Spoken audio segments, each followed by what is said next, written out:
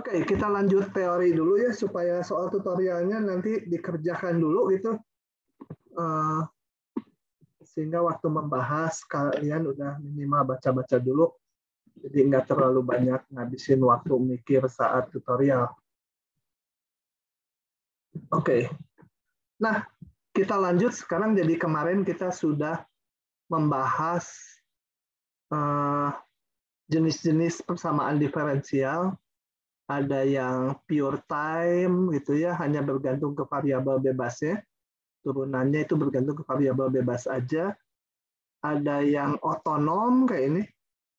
Turunannya hanya bergantung ke fungsinya aja, ke variabel tak bebas ya. Dan ada yang tak otonom ya, campuran gitu ya. Ada variabel bebas di luas kanannya, ada juga variabel tak bebas ya. Oke, nah sekarang kita akan konsentrasi ke persamaan diferensial yang otonom, panjang ini otonom terus ya. Nah, diberikan persamaan diferensial otonom ini, kenapa ngelihatnya yang otonom? Karena banyak sekali masalah yang menyangkut persamaan diferensial otonom, sehingga ini dibahas secara khusus ya. Otonom atau autonomous differential equation. Nah, solusi kesetimbangan dari persamaan tersebut adalah konstanta Y, jadi salah satu nilai Y, sehingga GY 0. Sebenarnya lebih enak sehingga DY dt-nya 0. Gitu ya. Sesuai namanya, sudah setimbang. Jadi nggak berubah lagi si Y-nya. Berarti DY dt-nya 0 atau GY-nya bernilai 0. Kalau Y-nya digantikan oleh ini ya topik ya. Oke. Contoh, tentukan solusi kesetimbangan dari model persamaan. Kadang-kadang disebut solusi kesetimbangan, kadang-kadang disebut titik kesetimbangan, sama aja gitu ya. Tentukan kesetimbangan dari model pertumbuhan logistik ini. Coba kita lihat. Nggak ada jawabnya ya. Oke, berarti ini harus saya tulis.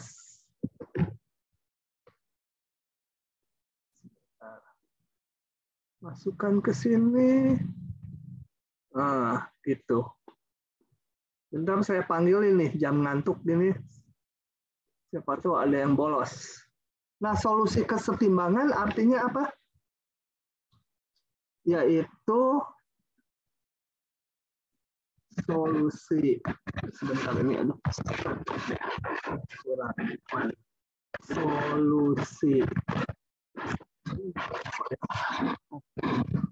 solusi kesetimbangan itu dn dt-nya mana? Kita cari berapa nilai n-nya, atau r kali 1 min n kali n sama dengan 0. Ingat R dan K konstanta positif. Nah, ini konstanta positif, ada 3 suku dikalikan 0, berarti 1 min N per K-nya 0, atau ini, kalau ini enggak 0 R-nya. Atau dari sini saya dapat N sama dengan K ya. Nah, satu lagi N sama dengan 0. Nah, ini diberi notasi entropi gitu ya, ini nilai kesetimbangan itu. Dan itu lagi sini tambahin solusi atau titik kesetimbangan itu entropi ini, dan satu lagi entropi sama dengan 0. Mudah sekali ya. Oke, kita lihat lagi. Tentukan solusi kesetimbangan dari ini. Nah, oke, saya crop lagi. Ada jawabnya nggak? Atau di crop dulu.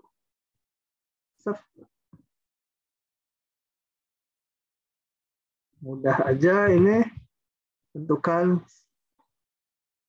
nilai atau solusi kesetimbangan, atau Pak Oki sering menyebutnya solusi atau nilai equilibrium gitu ya. dy dt-nya sama dengan 0, sama aja dengan A dan K-nya konstanta, sama aja dengan Y sama dengan A per K ya, supaya 0. Jadi ya diberi notasi topi sama dengan A per K. Ya. Yang ini N1, tadi ini N2 gitu kalau mau. Oke, begitu saja ya. Nah, sekarang ada definisi lagi. Solusi kesetimbangan Y yang diperoleh tadi dari sini, di hitungan ini. Y-nya berapa? Ya topinya. Disebut stabil lokal jika Y akan menuju ke nilai Y topi untuk T mendekati tak hingga. Aduh, ada susah ya. Ini untuk semua nilai Y yang awalnya dekat dengan Y topi. Gimana sih gitu. Coba kita lihat ke bawah. Supaya paham ini. Kalau baca gini aja memang agak membingungkan. Ya. Oke, kita lihat ini. Saya akan jelaskan ini. Gambar ini. Namanya phase plot gitu ya, phase plot, plot fasa. Ini ceritanya gini. Ini di sini tiba-tiba ada GN gitu, bingung kan kalian? Saya ceritakan di sini aja.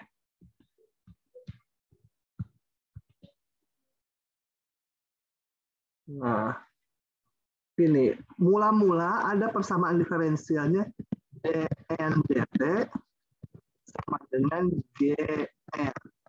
Ya, fungsinya GN.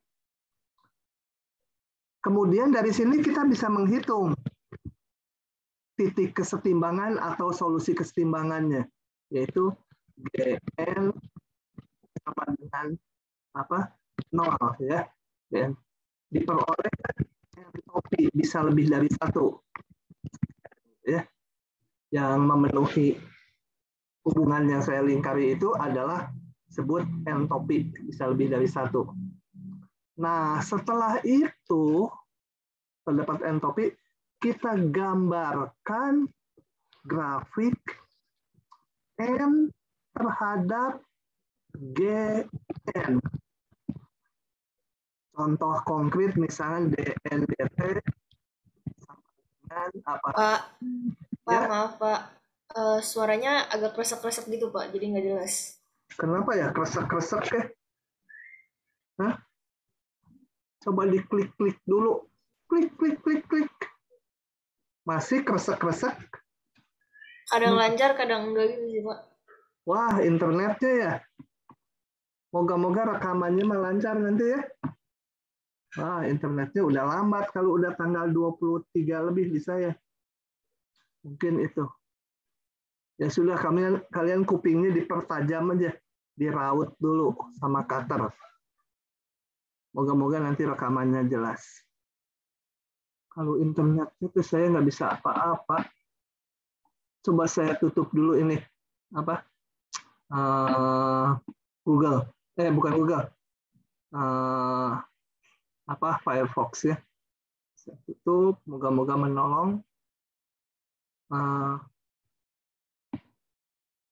Oke, coba lagi ya. Masih putus-putus? Sekarang enggak sih Pak. Nah, nanti putus-putus lagi kali ya. Ya udah kita lihat aja. N misalkan kali N-1.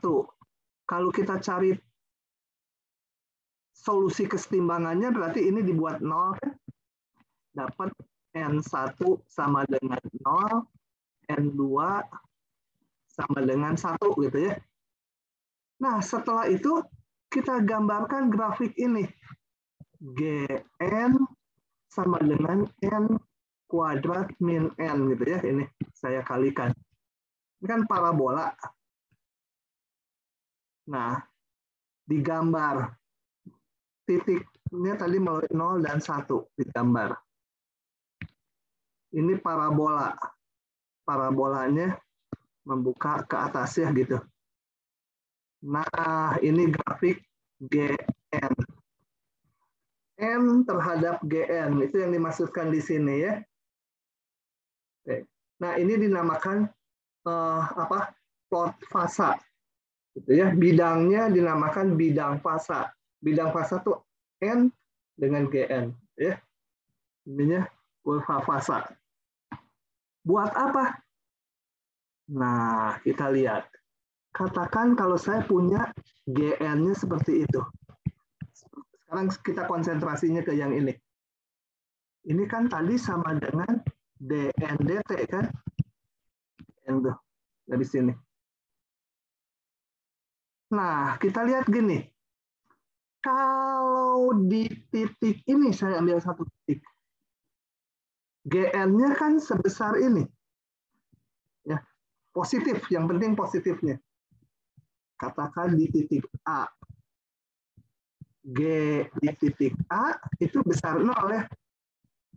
Berarti apa? Kalau lebih besar 0, berarti saya masukkan ke sini lagi.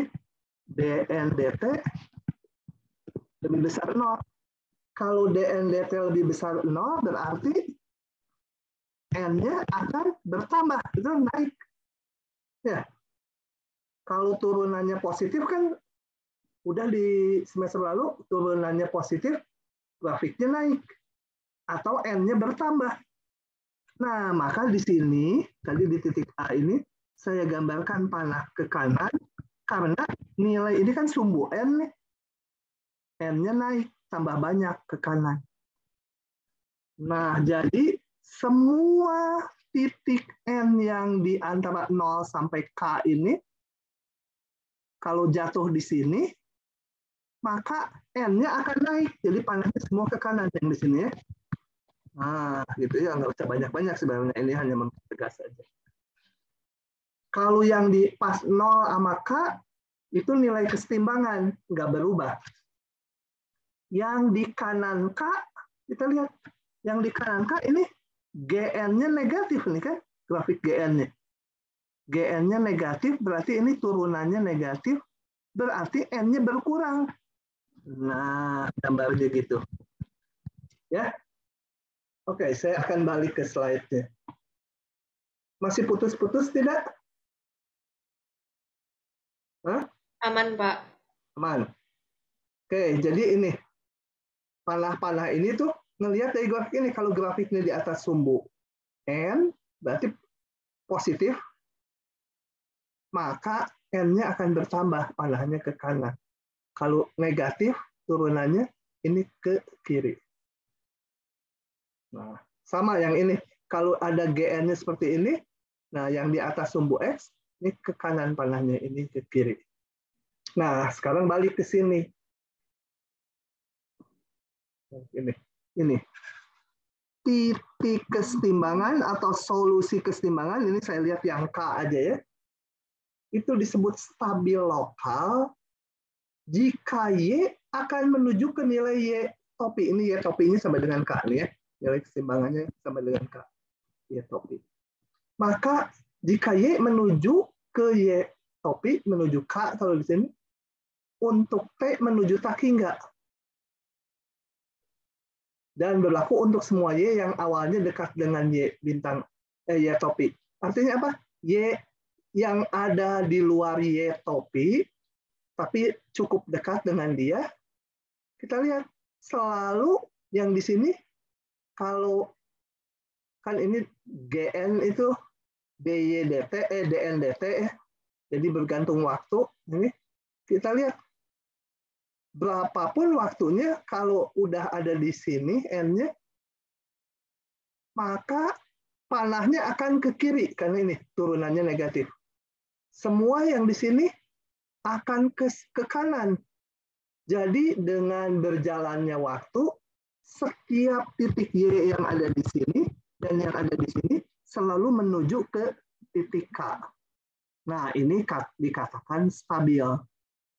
Artinya untuk waktu yang panjang, solusinya cenderung nilai Y-nya itu menuju ke nilai K ini ya, ke Y topi ini. Yang ini stabil nggak? Coba kita lihat.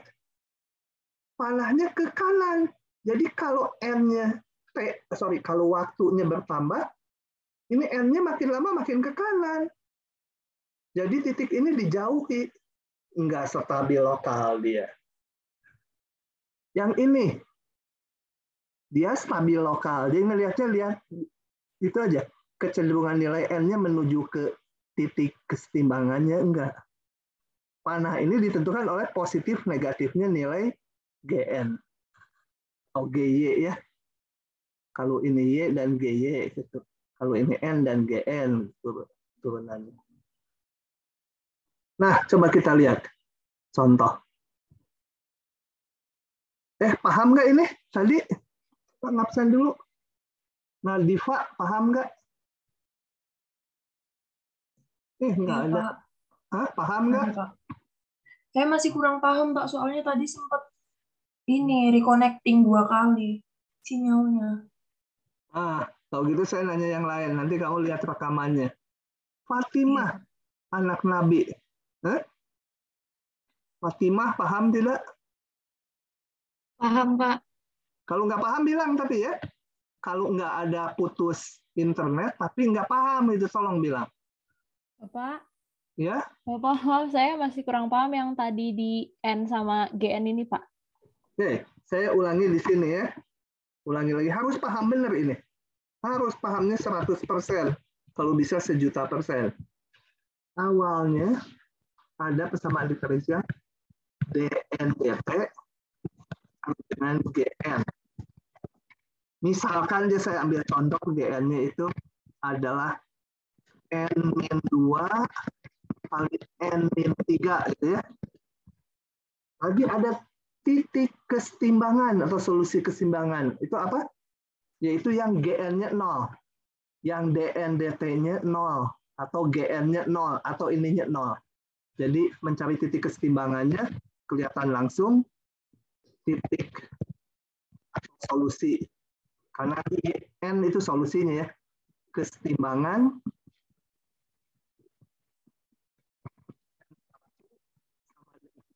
yang nyebabin dia 0, N2 sama dengan 3. Ini paham nggak? Yang terakhir nanya tadi, paham nggak ini? Paham, Pak. Nah, sekarang saya gambar grafik. Saya gambar grafik antara N dengan GN. Gitu ya. Lihat fungsi ini. Kalau biasa kan grafiknya fx sama dengan x kuadrat. Itu kan kita gambar gitu, itu x terhadap fx. Sekarang N terhadap GN gitu ya. N terhadap GN. Kita lihat ini bentuknya kan polinom derajat 2 ya. N kuadrat min 5N ditambah 6. Berarti parabola bentuknya. Tadi penyebab nolnya ini. Berarti dia melalui 2 dan 3. Supaya nggak terlalu rapat. Saya ganti ini 4 ya. Jadi ini 4 gitu. Ya, melalui titik 2 dan 4. Parabola. Pasti puncaknya di 3 kan kalau parabola simetri. Itu paham nggak ini? Ini GN. Yang nanya terakhir tadi, paham? Paham, Pak. Nah, sekarang saya mau mengecek ini stabil nggak nih yang 4 ini? Caranya gini, titik 4 ini stabil atau enggak? Caranya kita lihat titik-titik yang di kiri kanan 4. Kalau di kanan 4, ini di sini, GN-nya kan positif nih. Di atas sumbu N kan? Ya, di kanan 4 GN-nya positif. GN-nya positif artinya apa? Jadi untuk N yang lebih besar dari 4, GN besar 0. GN ini kan tadi ini. Jadi DN DT besar 0. Kalau besar 0 artinya apa? Berarti N-nya akan bertambah. nilainya naik. Digambarkan panahnya gitu. N-nya kan makin naik, makin ke kanan. Kalau naik tuh. Kalau yang di antara 24, GN-nya negatif ini. Kalau GN-nya negatif, berarti DN/DT-nya negatif. Kalau negatif, berarti N-nya turun. Berarti gitu. Nah, sekarang paham nggak? Jadi nanti cepatnya gini aja. Kalau yang udah positif, ya panahnya ke kanan. Yang di daerah yang negatif, panahnya ke kiri. Gitu. Yang di antara 0,2, N-nya, kita lihat GN-nya selalu positif. Kalau GN-nya positif, N-nya berarti naik dengan berjalannya waktu. Ya, karena ini kan GN tuh DN/DT dipengaruhi waktu kan. Paham panah-panah itu? Tadi yang nanya siapa ya? Serilia, bukan? Yang nanya. Iya, Pak. Udah paham sekarang? Udah, Pak. Makasih, Nah, Pak. yang ini itu dikatakan stabil. Artinya kalau waktunya berjalan, bukan Y-nya, N-nya cenderung konvergen ke dia. Dikatakannya gini, ya. Untuk T menuju tak hingga, nilai-nilai Y-nya menuju ke Y topi. Gitu ya. Untuk T-nya membesar, maka N-nya mendekati N topi yang sama dengan 2. Jadi ini stabil. Yang 4 malah dijauhi, tidak stabil. Ini istilahnya stabil lokal. Gitu ya. Oke, begitu. Kita ke contoh. Beberapa spesies populasinya akan musnah bila jumlah populasi tersebut kurang dari sejumlah tertentu. Maksudnya gini, misalkan ada 1000 jangkrik. Nah, kalau jangkriknya jumlahnya udah kurang dari 50, ditangkepin gitu. Nah, meskipun dia berkembang biak, tapi akhirnya musnah dia. Tapi kalau misalnya jangkriknya ada 350, nah dia akan bertambah berkembang biak, nggak akan musnah.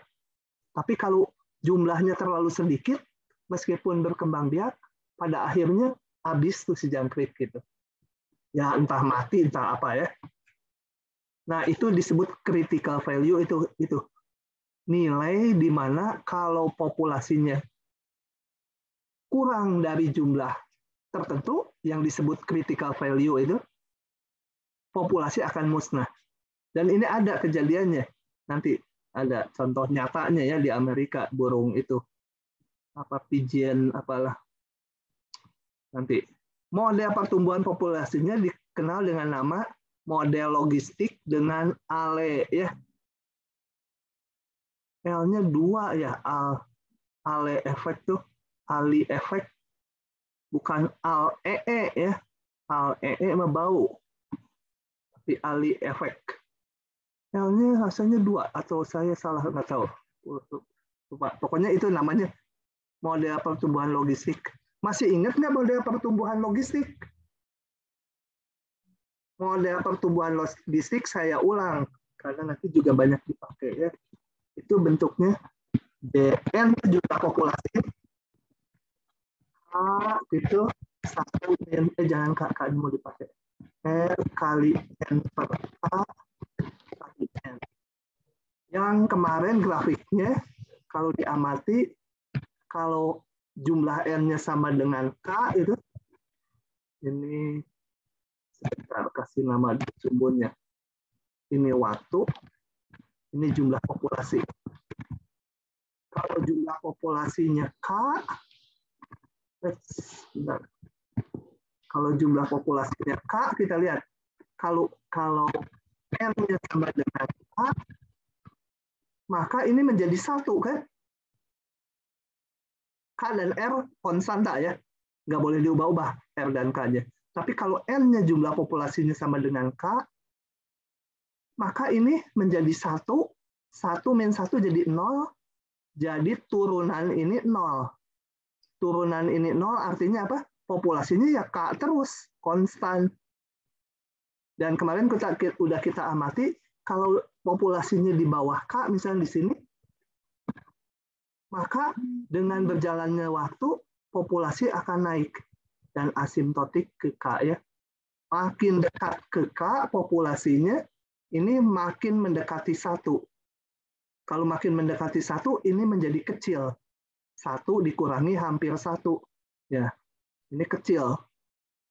Kalau kecil apa? DNDT-nya kecil. Kalau dia positif, memang masih naik kayak ini, tapi makin landai. Gradiennya makin menuju ke 0. Kemudian ada satu lagi yang gitu ya, kalau mulainya di atas K. Ini namanya model pertumbuhan logistik. Kalau ini model pertumbuhan logistik dengan Ali efek, itu bentuknya kayak pertumbuhan logistik, tapi ada ini, tambahan faktor ini. Nggak usah diapalin, ini kalau model nanti diberikan ya. Oke. Dengan A di antara ini dan R positif, gitu ya. Nah, tentukan semua solusi kesetimbangannya dan periksa kestabilannya. Oke, moga-moga Anda jawabnya. Nah, nilai kesetimbangan berarti yang menyebabkan ini 0 ya. Yang DNDT-nya 0. Ini tuh yang tadi disebut sebagai GN. Ya. Jelek. GN sama dengan 0, R nggak 0, jelas positif. Jadi kalau 0, kemungkinan N-nya 0, atau N-nya sama dengan A, atau N-nya sama dengan K. Ya. Kalau N-nya sama dengan K, kan ini 1 min 1 jadinya. Ini. Kemudian saya mau menggambar kurva fasanya. Plot fasanya. Plot fasa adalah apa? Hubungan N dengan GN. Ya. GN itu yang sama dengan DNDT sendiri. GN itu luas kanan. Kita lihat bahwa tadi 0 di titik-titik ini. Di 0, A lebih kecil dari K. Jadi A di sini, K di sini ya, nggak tahu berapa angkanya. Itu. Kemudian ini kita lihat bahwa ini fungsi GN ini fungsi dalam N dan derajat 3 ya. N ini kalau dikalikan N muncul N pangkat 3. Kita lihat, kalau di antara 0 sampai A, naikin N-nya sedikit. Jangan 0 gitu. N-nya kecil gitu ya. N-nya cukup kecil tapi nggak 0. Ini akan negatif. N-nya kecil. Ini akan positif. Ini akan positif. Jadi negatif. Jadi pasti grafiknya di sini negatif. Kalau negatif di sini pasti positif. Di sini negatif. Gitu ya. Karena akarnya di situ. Sampai situ paham dulu nggak? Kenapa grafiknya gini? Dan grafiknya nggak mungkin yang ini. Nah, gitu ya. Kenapa? Karena kalau N-nya, ini kan sumbu N nih. Coba sekali lagi. Kalau saya ambil N-nya yang lebih besar dari 0. Sedikit. N-nya kecil, 0,00001. Kalau N-nya kecil, ini negatif ya, N dikurangi A. N-nya kecil, ini hampir 0. Jadi 1 dikurangi ini positif. N sendiri positif. Jadi seluruhnya negatif. Jadi kalau di sini harus negatif, ya harus negatif terus semua kan sampai sini. Di sini kan tadi 0 titik keseimbangan. Oke, itu grafiknya dulu, paham nggak? Putri Rengganis, paham nggak? Iya Pak, paham Pak. Rauda, paham nggak? Paham, Pak. Serilia, paham tidak? Grafiknya Paham, Pak. Oke, saya buka ya, ini udah ada sebenarnya jawabnya. Nah, grafiknya. Sebenarnya yang ini nggak usah nih. Kalau yang di sini kan N-nya negatif, kalau ini populasi masa N-nya negatif, tapi sebagai fungsi boleh aja digambar ini. Nah, yang perlu antara mulai 0 sampai ke kanan. Nah, dengan menggambar ini, maka saya bisa menentukan perilaku jumlah populasinya kalau T-nya bertambah. Di sini, ini negatif. Artinya kalau ini kan menyatakan turunan GN tuh. Ini GN ini turunan. Oh, GN-nya nggak disebut, malah GN tuh ini ya. Kalau GN-nya negatif di sini, DN DT-nya negatif, berarti N-nya berkurang. Panahnya ke kiri. Yang di antara ini karena positif, panahnya ke kanan. Yang di sini karena negatif, panahnya ke kiri. Nah, kita dapat bahwa titik kesetimbangan entopi sama dengan K itu stabil lokal. Titik kesetimbangan entopi sama dengan A kecil tidak stabil. Titik kesetimbangan N sama dengan 0, sebenarnya 0 mah nggak usah dihitung, karena kalau 0 populasinya nggak ada. Tapi kalau mau dihitung boleh. Ini, oh yang nggak tahu kiri kanannya ya, tapi sepertinya stabil. Tapi ya betul, stabil. Kenapa? Kalau populasinya 0 ya pasti 0 terus, stabil kan nggak berubah lagi. Oke, tapi 0 ya nggak diperhitungkan di bukunya juga. Oke, kita lihat gini dari grafik ini. Kalau suatu saat populasinya berjumlah sekian, B itu ya, B-nya lebih kecil dari A. Populasinya sekian. Maka dengan melihat ini, kita lihat populasinya akan menurun terus. Akhirnya musnah. Tapi kalau populasinya awalnya sekian, suatu saat sekian itu C, maka populasinya akan bertambah terus, tapi nggak melewati K. Kalau populasinya suatu saat sama dengan di situ D, maka populasinya akan berkurang, konvergen ke K. Itu istilahnya stabil tuh gitu. Jadi kalau di sini dengan berjalannya waktu populasinya akan sebanyak K. Yang di sini juga akan cenderung konvergen sebanyak K. Tapi kalau kurang dari A, dia meskipun populasinya banyak, misal A ini misalkan 10 juta gitu, di sini 9 juta, tetap populasinya dengan berjalannya waktu akan turun terus dan musnah. Nah, ini A ini dinamakan Ali effect, yaitu nilai kritis di mana populasi kalau kurang dari sekian akan habis populasinya. Gitu ya. Nah, ini terjadi, oh ini saya udah cerita. Oke. Ilustrasinya pada kasus nyata ini. Ada burung ini nih. Ini dulu. Ini ceritanya dari sini aja. Katanya ini. Apa fate itu apa sih? Takdir ya. Takdir dari si burung ini namanya suka aneh kan kalau nama bule itu passenger pigeon gitu, burung dara tamu atau apa gitu ya. Kan bule itu suka aneh-aneh, ada Mr. White, Mr. Brown gitu. Kalau di Indonesia kan masa tuan coklat, tuan putih, tuan hitam gitu ya. Mr. Black ya, pokoknya jenis burung ini. Walaupun ini apa juta atau miliar, kalau billion ya anggap aja juta. Walaupun jutaan oleh populasi burung ini ada awalnya di Amerika Utara pada awal abad ke-gini. Jadi awal abad ke-gini ada jutaan burung pigeon, passenger pigeon. Populasinya kemudian akan berkurang karena diburu. Senang orang kan ditembak dan burung ini mungkin dimakan itu dagingnya. Nah, setelah populasinya drop di bawah ini, ya, yang tadi dinamakan Ali effect, kalau di sini dinamakan Ali effect-nya nih. Bukan, namanya critical value ya yang A ini. Pokoknya di bawah nilai tertentu.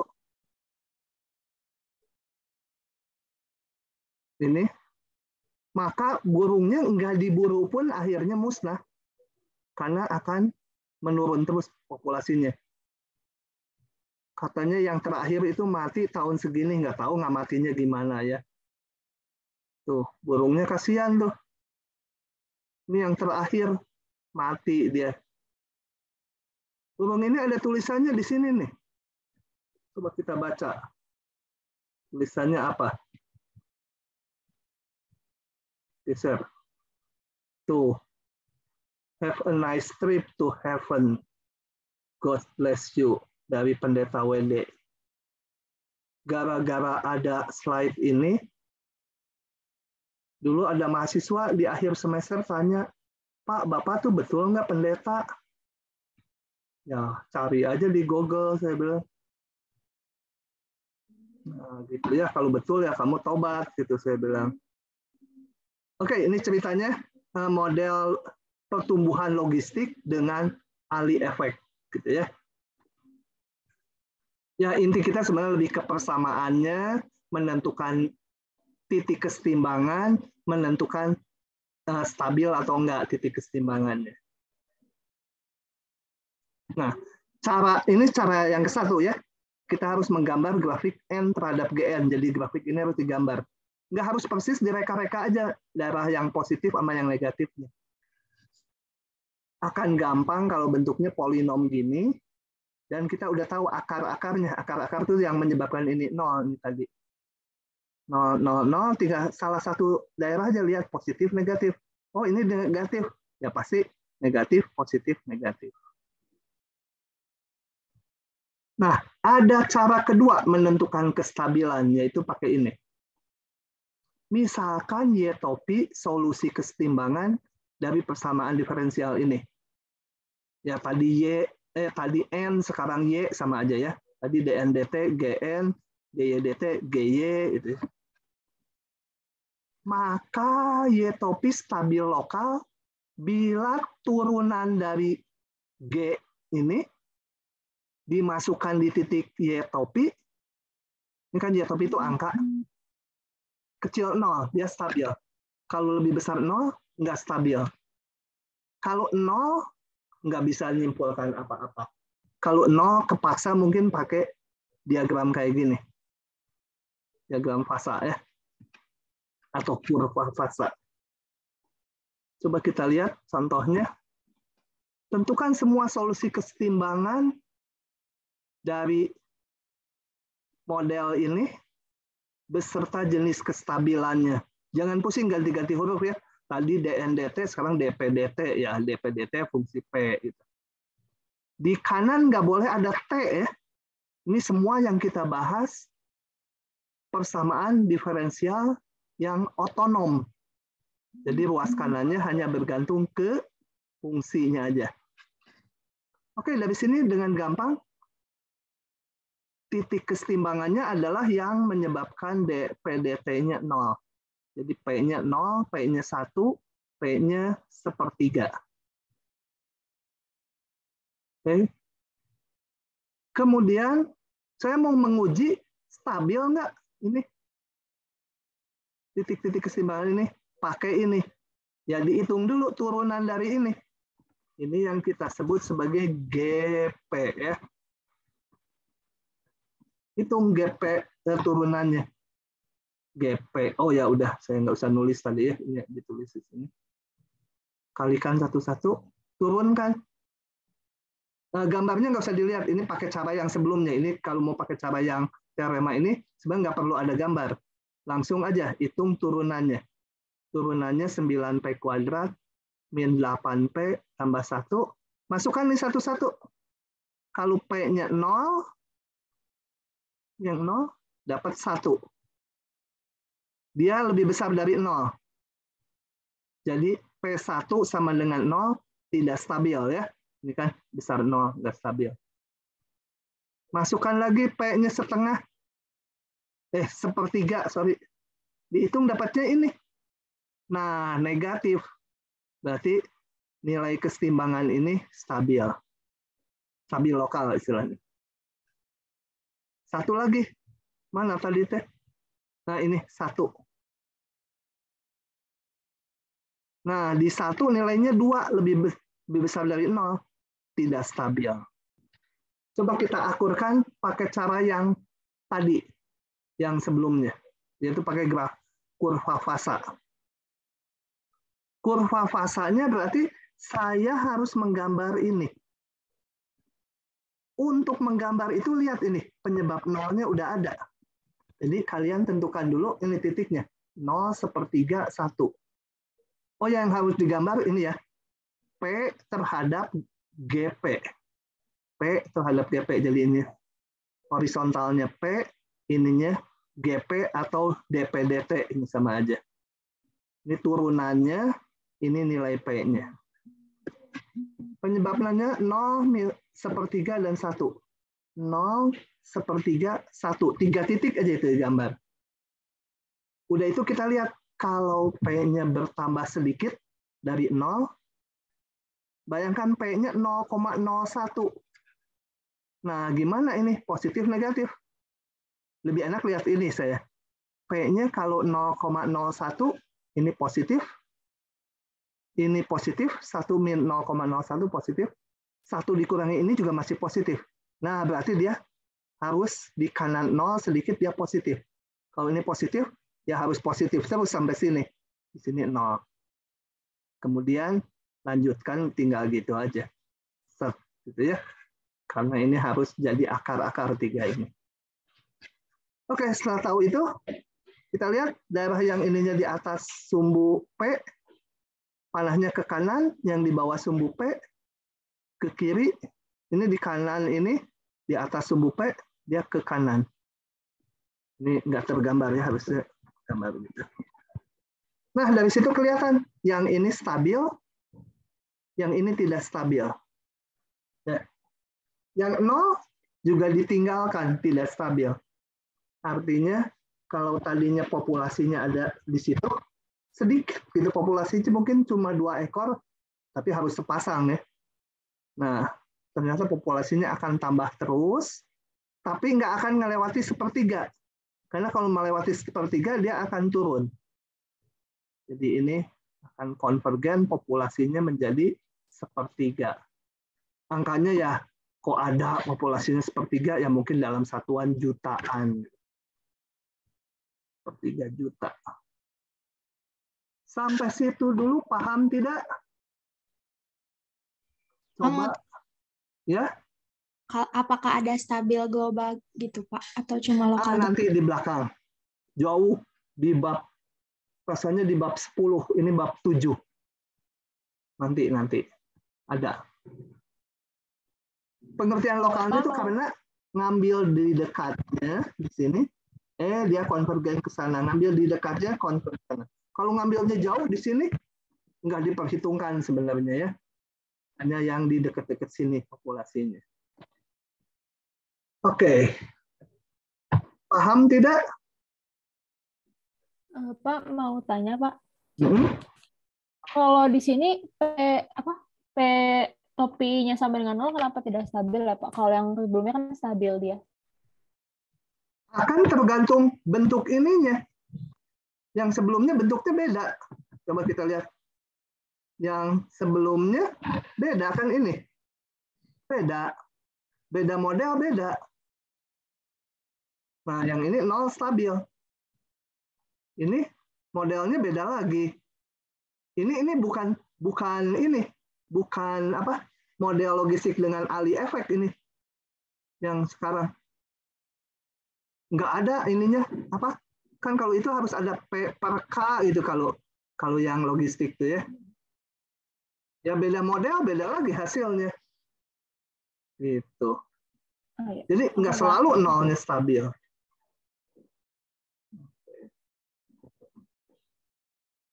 Lanjut ya. Nah, istirahat dulu. Karena masuk bab baru, istirahat 5 menit. Sampai 3.50 ya. Oke, saya matiin dulu suaranya di saya. Rekamannya dulu di pause. Oke, saya ulang jadi kalimatnya. Jadi dari depan bab ini tuh banyak nanti yang mengamati solusinya secara kualitatif. Kalau kuantitatif tuh betul-betul P-nya keluar fungsinya. Misal E pangkat 2T ditambah apa gitu, keluar fungsinya. P-nya bisa ditentukan setiap saat. Ini kan P-nya kita nggak ngitung, tapi tahu bahwa cenderung kalau waktunya panjang, solusi akan menuju sepertiga. Nah, ini artinya kualitatif ya. Kita hanya tahu, cenderung gini, cenderung menuju berapa, atau cenderung populasinya akan jadi meledak misalkan. Kalau tadinya populasinya di sini, kan dia selalu positif nilainya, akan ke kanan terus. Berarti populasi akan menuju terhingga. Yang berikutnya juga mencari solusi persamaan diferensial secara kualitatif ya, melalui yang namanya medan arah. Coba apa artinya medan arah? Ikuti dulu aja ya. Kalau saya sebut definisinya malah membingungkan. Ini. Perhatikan, lepas dulu sekarang, lepaskan model-model pertumbuhannya. Kita bekerja hanya ke benar-benar ada fungsi dalam X saja ya. Enggak dihubungkan dengan ini model populasi atau apa, enggak. Ya, fungsi X saja. Ada persamaan diferensial bentuknya Y aksen X per 2. Nah, sebenarnya ini dicari solusi kuantitatifnya atau analitiknya gampang ya. Y-nya sama dengan X kuadrat. Tapi kita nggak akan ke sana. Karena nanti di belakang contoh-contohnya ininya nggak bisa dicari anti turunannya, susah. Nah, untuk teorinya pakai yang gampang fungsi. Supaya bisa diakurin nanti analisis kita dengan solusi eksaknya. Pengen tahu benar nggak itu? Oke, apa yang dimaksud medan arah? Ini, perhatikan persamaan diferensial ini. Kemudian saya bikin tabel. Kalau X-nya 0, X sama dengan 0 kemana? X sama dengan 0 itu kan sumbu Y ya. Hati-hati, bukan ini aja, yaitu X-nya 0. Yang di sini juga X-nya 0, jadi sepanjang sumbu Y itu X sama 0. X-nya 0, nilai Y aksennya masukkan ke sini selalu 0. Artinya apa? Artinya sepanjang sumbu Y turunannya 0. Kalau turunannya 0 berarti mendatar. Gambar garis-garis kecil mendatar. Di semua titik X sama dengan 0, itu di sumbu Y, Y aksennya 0. Berarti kita belum tahu solusinya. Tapi garis singgungnya harus mendatar. Paham nggak itu? Kenapa digambar garis-garis kecil mendatar warna merah ini? Abigail, paham nggak? Paham, Pak. Elika, paham tidak? Paham, Pak. Delvin Wijaya, paham tidak? Paham, Pak. Muhammad Zulfahmi, Paham, Pak. paham benar ya? Nah, sekarang saya mau gambar lagi di X yang lain. X-nya 1, mana X-nya 1? Ini 1 atau setengah ya, saya skalanya lupa. Anggaplah ini X sama 1 kan ini. Ini 1. Di X sama dengan 1, turunannya setengah kan X-nya 1. Kalau kita lihat, kalau Y sama dengan X, ini turunannya kan, ya aksennya 1. Nanti kalau setengah itu harus Y sama dengan setengah X. Itu lebih landai ini. Y setengah X. Berarti garis singgungnya harus miring kayak ini dan lebih rebah, lebih landai dari Y sama X. Jadi saya gambar. Y sama dengan 1, ini lebih landai daripada Y sama dengan X ya. Kalau Y sama X, gini. Ya ini hampir sejajar gara-gara ngegambarnya saya nggak bagus. Kalau Y sama X mungkin gini. Y sama X misalkan. Yang panah-panah ini lebih landai dia. Kenapa digambar di sini? Karena ini. X sama dengan 1. X sama 1 yang ini. Y aksen itu kemiringan garis singgungnya setengah. Semua setengah, sejajar ini semua. Gambar lagi saya. Di X sama dengan min 1 ini. X min 1 gradiennya masukkan ke sini min setengah. Jadi kayak ini tapi membukanya ke sana min setengah ya. Nah, gitu. Ujungnya dikasih panah ya. Coba kalau diperbesar itu ada panahnya gitu ya. Geraknya. Oke. Nah, saya gambar lagi di X yang lain. X sama dengan 2 ini. X sama dengan 2, gradiennya 1. Berarti lebih tegak daripada yang ini. Jadi harus lebih gitu ya, lebih ke atas ya. X sama dengan 2. Gambar ini. Lebih tegak dari yang di sini. X sama dengan min 2, min 1. Lebih curam dari yang ini tapi ke sana. Gitu ya arahnya. Nah, X sama dengan berapa lagi? 3, 1,5. Jadi lebih curam lagi dari yang ini. X sama dengan 3 itu garis tegak ini. X sama dengan 3, sepanjang garis tegak itu kemiringannya 1,5. Jadi lebih curam ya. X sama dengan min 3. Nih. Terus saya gambar banyak-banyak. Ketemunya gini. Yang lain udah nggak saya gambar ya. Di X setengah, di X seperempat, di X berapa. Digambar ini. Panah-panah kecil. Nah, gambar ini dinamakan medan arah. Atau direction field. Atau ada yang menamakan juga ini istilahnya isoklin.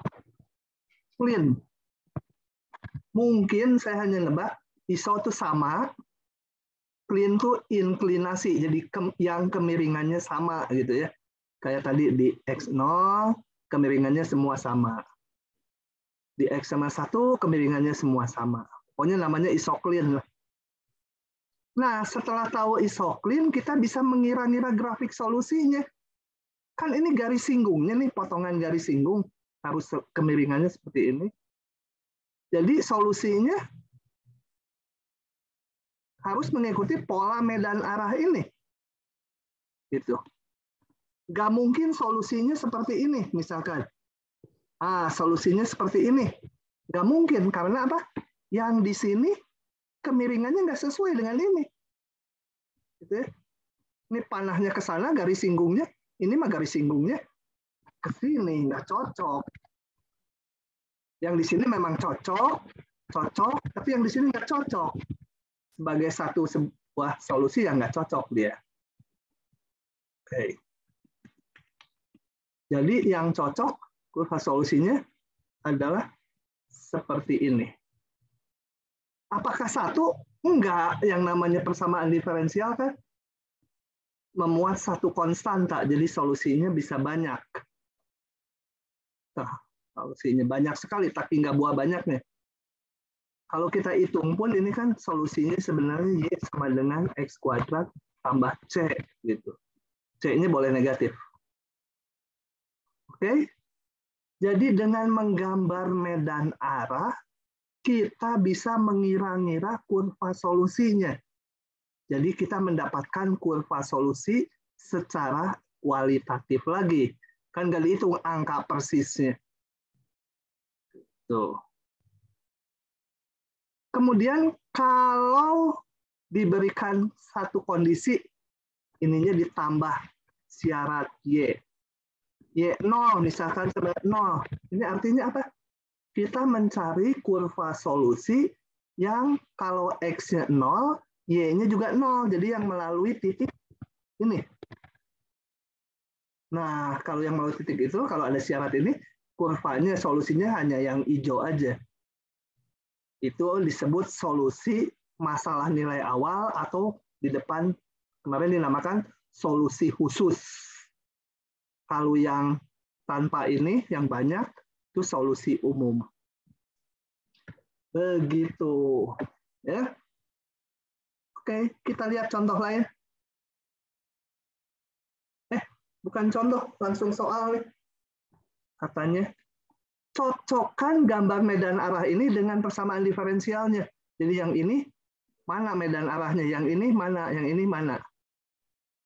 Oke, saya akan bawa ini, karena harus saya coret-coret di Adobe ini nggak enak. Saya akan copy dulu. Copy.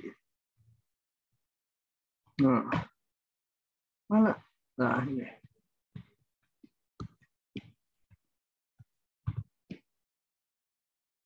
Dan ini perlu agak besar supaya panahnya jelas. Nah. Coba kalau perlu segitu, nanti kita lihat gambarnya sepotong-sepotong ya. Sebentar, sebelum sampai situ dulu, ini tadi paham tidak? Menggambar ini? Nah, gambar ini, ya solusi mah tinggal ngikuti aja kecenderungan panah-panah kecil tadi. Siapa yang belum paham, tolong nanya. Kalau kuliah sama saya harus paham, benar-benar paham. Yanis, paham nggak? Lumayan Pak, tapi Lumayan Pak, tapi terus hilang cobanya. Ya, oke. Ya, lanjut dulu ya. Kembali ke sini. Cocokkan ini persamaan diferensial ini cocok apa? Medan arahnya yang mana? Coba kita lihat satu-satu. Saya ngelihatnya yang gampang dulu. Dari sekian banyak yang gampang, rasanya ini paling gampang. Kita lihat. Ya. Y aksen sama dengan X kuadrat min 1. Saya biasanya melihat kapan dia 0 turunannya. 0 kalau X-nya 1 atau min 1 kan? Jadi kalau X-nya 1, Y aksennya 0. X-nya min 1 juga 0 ya. Nah, jadi X sama dengan 1 mana? X sama dengan 1 adalah ini. Turunannya harus 0, berarti harus mendatar. Berarti bukan ini. X sama dengan 1 di sini enggak 0 juga ya. Berarti bukan 2 itu. Kemudian saya lihat yang sini. X sama dengan X sama dengan 1 dan min 1 ya. Oke. X sama dengan min 1. Ini. Ah, semua mendatar kan? 0 tuh turunannya. Ini kan semua mendatar gitu kan? Turunannya 0. Calon. Karena kita baru melihat di satu titik. Ini calon. Mungkin benar. Yang ini saya mau aturkan. Di X sama dengan min 1, 0 enggak? Enggak, ini kemiringannya beda-beda tuh. Berarti ini untuk yang A. Selesai. Oke ya, sebentar. Hapus dulu. Ini yang A. Selesai. Nah, yang B ada XY-nya, saya nggak enak. Nanti aja yang ini dulu aja, saya lebih gampang. Coba yang itu ya, Y aksen, Y per 2. Saya mau selesaikan yang bentuknya gampang dulu. Y aksen sama dengan Y per 2. Kapan dia 0? Yaitu, tabelkan, Y aksen akan 0 kalau Y-nya sama dengan 0 gitu kan? Kalau Y-nya 0, ini jadi 0. Y0 itu adalah sumbu X. Jadi di sumbu X, ini, Y sama 0 itu sumbu X. Kemiringannya harus 0, berarti harus mendatar garisnya. Di 0. Di 0 yang ini, mungkin mendatar ya, kan ini nggak di kiri di atas bawahnya, hampir mendatar, ini calon. Di 0 ini tidak mendatar ya, mungkin mendatar ya, karena sebentar dulu di 0. Mungkin nggak mendatar. Enggak ya, karena lihat, ini yang di atasnya kayak gini, Yang di bawahnya kayak gini. Di 0 nggak mendatar. Ini nggak buang ini. Di sumbu X ya, Y sama 0 itu tadi. Di sumbu X. Ini calon. Kecilin dulu ya, bentar. Supaya kelihatan. Yang ini calon. Coba. Yang ini di sumbu X. Nah, kayaknya dia juga mendatar ya. Karena makin ke bawah ini makin polanya gini. Ini juga calon. Jadi calonnya 2. Calonnya adalah ini dan ini. Kenapa ada kalinya? Oh, bekas yang tadi ya. Ini calon. Calon. Yang ini udah enggak. Karena lihat, ini dari sini naik ke sana tuh. Jadi enggak mendatar. Oke, saya hitung lagi ini. Di titik lain, karena di yang jawaban ini, yang ini dan ini, di 0 betul mendatar. Coba kita lihat di titik yang bukan 0. Sebentar, ini kok jadi di sini ya, karena dia tidak ikut bergeser. Aksen sama dengan Y per 2. Tadi di tabelnya kalau Y-nya 0, Y aksennya 0. Calonnya udah. Sekarang saya ambil lagi aja yang gampang berapa ya? Yang turunannya 1 supaya gampang dihitung. 1. Y-nya berarti berapa? 2 kan? Saat Y-nya 2, ingat Y-nya 2 itu bukan titik ya. Y-nya 2 itu berarti garis horizontal, Y-nya 2. Saat Y-nya 2, turunannya harus 1. Y-nya 2, ini kan Y-nya 2, turunannya harus seragam, 1 semua. Ini rasanya bisa ya, 1 semua. Ini kan sejajar bukan seragam. Sejajar. Kalau yang bawah, Y-nya 2, tadi kan calonnya tinggal ini. Nah, ini tidak benar. Lihat.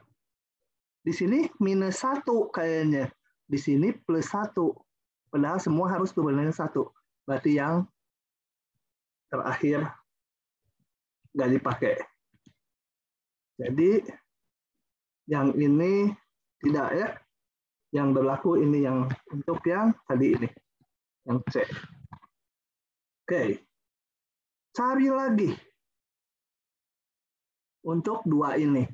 Dua-duanya agak kompleks. Ya, saya pakai yang B, evaluasinya. Yang mana aja kayaknya sama aja susahnya. Tinggal ini dan ini kemungkinannya. Nah, ini soal kayak gini, rasanya hampir tiap tahun keluar. Karena bikinnya enak. Ini saya bisa bikin pakai Maple, soal dia ngegambarin medan arahnya, kasih persamaan diferensialnya, tinggal bikin aja 4 gitu. Di ujian mungkin gambarnya ada 6, di sininya 4, cocokkan cari yang pas. Oke, lagi ya. Sekarang saya mau ngelihat, ini udah beres.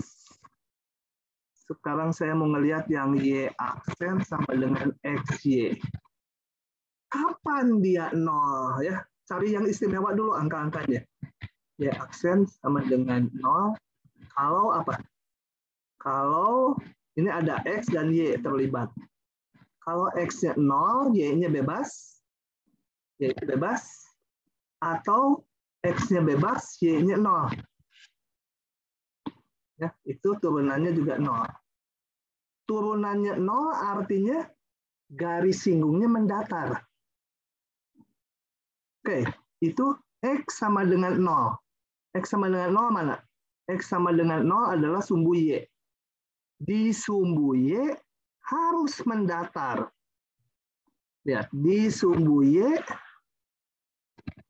ini nggak mendatar nih. Tapi yang bawah coba. Di sumbu Y, garis singgungnya mendatar kan semua? Di sumbu Y. Kalau mau lebih pasti, lihat juga di sini. Y0. Y0 tuh X-nya bebas. Berarti sumbu X. Di sumbu X juga harus mendatar. Ini. Di sumbu X cenderung mendatar ya. Yang di pinggir-pinggirnya kan hampir mendatar tuh. Yang di atas bawahnya. Ini benar. Ini di sumbu X? Tidak. Lihat di sumbu X. Yang di sini cenderung gini. yang gini berarti cenderung ke sana gitu. Nggak mungkin ini tiba-tiba gini, tiba-tiba 0, tiba-tiba gini lagi di bawahnya, nggak mungkin ya. Jadi, nah dapatlah kita bahwa yang B ini juga ini ya, tadi sepanjang sumbu X dan sumbu Y turunannya 0. Udah, yang satu lagi nggak usah diperiksa kan? Kecuali gambarnya ada 5. Harus kalian periksa. Nah, yang ini rada kompleks. Nyari supaya 0 berarti garis mana aja. Atau kadang-kadang 0 juga susah. Cari yang nilainya yang lain, gitu. Yang 1 atau yang -1. Karena 4, ya udah saya nggak mau ngitung yang ini. Pasti ini yang begitu. Kalau kualitatif banyak mikirnya. Kalau kuantitatif ya rumus kita asal tahu mulai ide ngerjakan soalnya yang ngitung. Kalau kualitatif mikir ya kayak gini. Kuliah semester 2 ini banyak kualitatif di bab 7 dan 10 nanti. Oke. Kalau ada pertanyaan silahkan. Nggak ada? Delvin Wijaya, paham tidak? Paham, Pak. Evelyn? Paham, Pak. Oke ya. Yanis, bingung Yanis ya? Bingung Lumayan ngerti, Pak, tapi harus baca lagi. Oh, lumayan ngerti, ya udah. Kalau gitu saya udahan dulu. Pindah pasal lagi. Sebentar, saya mau lihat silabus dulu, bentar. Silabus. Kita mah udah jauh karena minggu kemarin kita pakai 3 kali pertemuan. Silabus. Silabus. Silabus. Kita sudah sampai medan arah.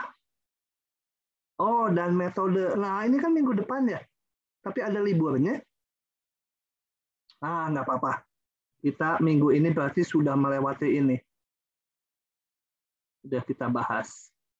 Gara-gara mendahului 2 jam. Nggak apa-apa. Yang dosen lain juga rasanya gitu. Takut nanti pas libur kurang waktu. Oke. Hari ini sampai situ dulu. Saya stop. Mana ya? Stop.